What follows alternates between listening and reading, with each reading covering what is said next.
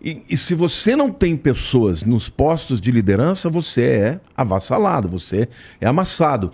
E nós começamos a entender, e eu tive essa visão, eu fui um dos pioneiros no Brasil nesse sentido, de dizer que o Brasil precisava de uma restauração, inclusive do ponto de vista da corrupção.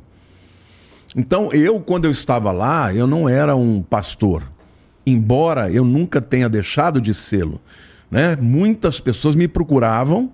Eu me lembro que teve um episódio que eu cheguei, eu sou sanguíneo, eu sou um pastor, mas eu sempre digo, olha, eu tenho meus defeitos e eu sou bravo. Eu me lembro que cheguei numa roda e tinha uns monte de deputados detonando. Esses pastores, esses crentes são tudo bandido. Eu falei, alto lá, não fala assim deles. Ele fala, eu falo sim. Eu falei, retiro o que você disse, senão você vai dar conta disso. Só que eu não estava chamando ele pro pau. O cara achou que eu estava chamando ele pro pau.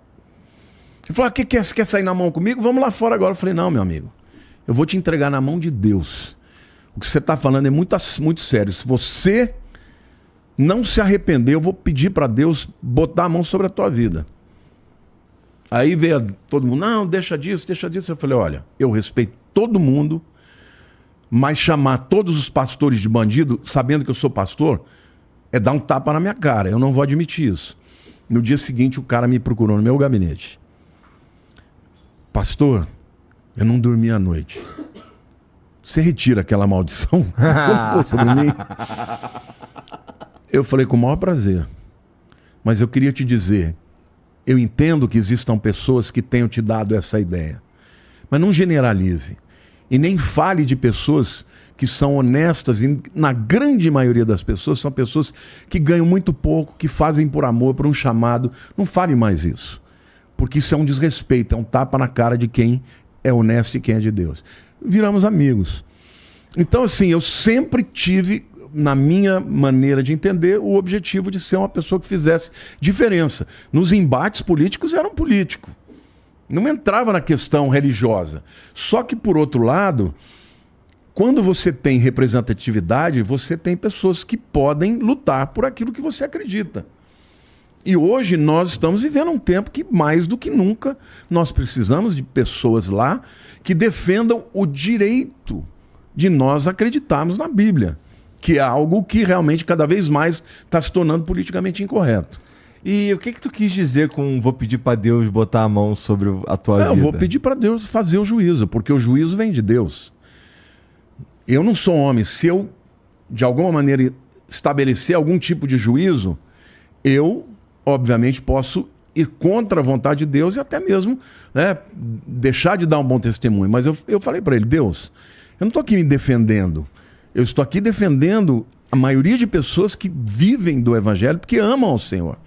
Porque minha vida, o Igor, quando eu abri mão, meu irmão era diretor da Mendes Júnior, uma grande, empresa brasileira, eu tinha já estágio garantido.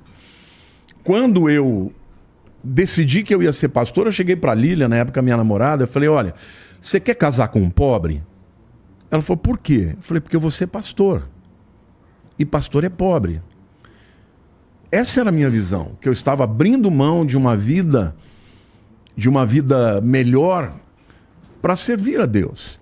Só que quando eu senti esse chamado e eu tive um apoio muito grande de grandes lideranças na época, cara, eu fui para lá, eu saí de lá com menos dinheiro do que quando eu entrei.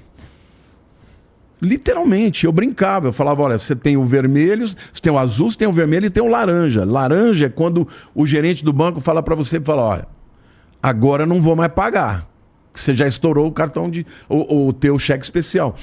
E eu saí de lá com a convicção de que eu tinha dado um bom testemunho, de nunca ter me corrompido, porque esse era o meu slogan, Brasil restaurado.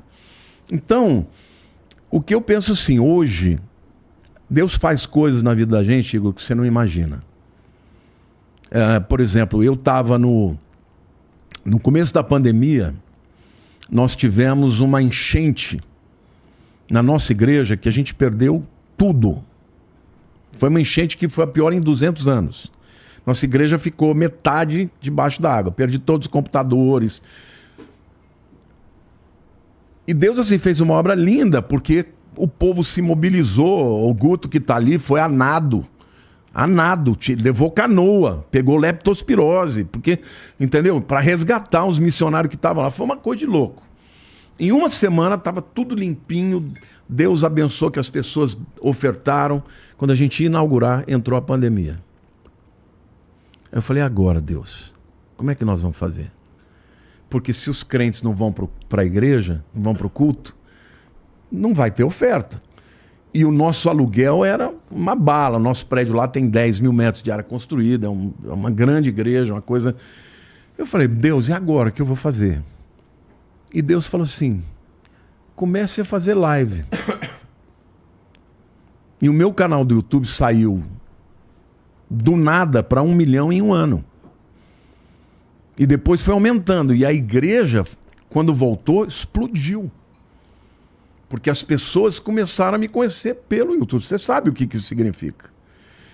Então, assim, eu que demorei 30 anos para chegar a uma igreja de 4 mil, em 2 anos da igreja fechada, foi de 4 para 12 mil pessoas. E começamos a abrir igreja no mundo inteiro. Hoje nós temos igrejas abrindo em toda a Europa.